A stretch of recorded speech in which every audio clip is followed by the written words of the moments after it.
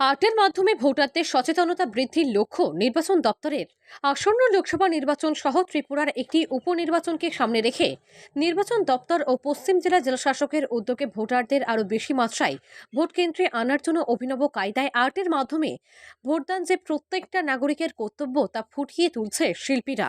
পশ্চিম জেলার জেলাশাসক কার্যালয় ও নির্বাচন দপ্তরের সামনে রাস্তার মধ্যে এই আর্ট আঁকা হচ্ছে। সাংস্কৃতিক ভারতের ছাত্রছাত্রীরা এই আর্ট করছেন। লক্ষ্য নতুন ভোটার ও পুরানো ভোটারদের যাতে ভোট কেন্দ্রে আনা যায় বেশি পরিমাণে। নমস্কার।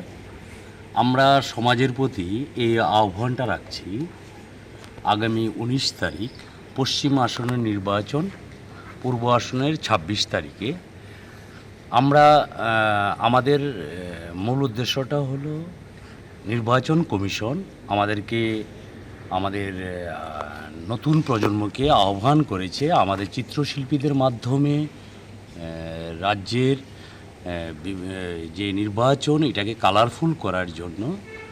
আমরা সেই আহ্বানে সাড়া দিয়ে আজকে আমাদের চিত্রশিল্পী 50 জনের মতো হবে, সকলে মিলে কাজ করছে।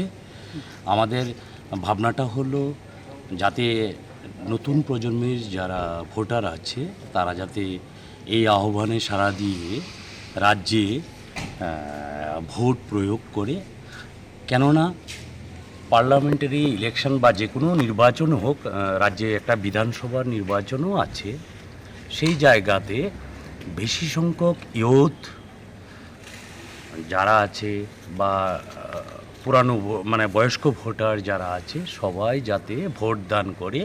একটা ভোট মানে একটা বিশেষ গুরুত্বপূর্ণ আজকের দেশ বলুন, রাজ্য গঠনে বলুন, তাদের অবস্থান।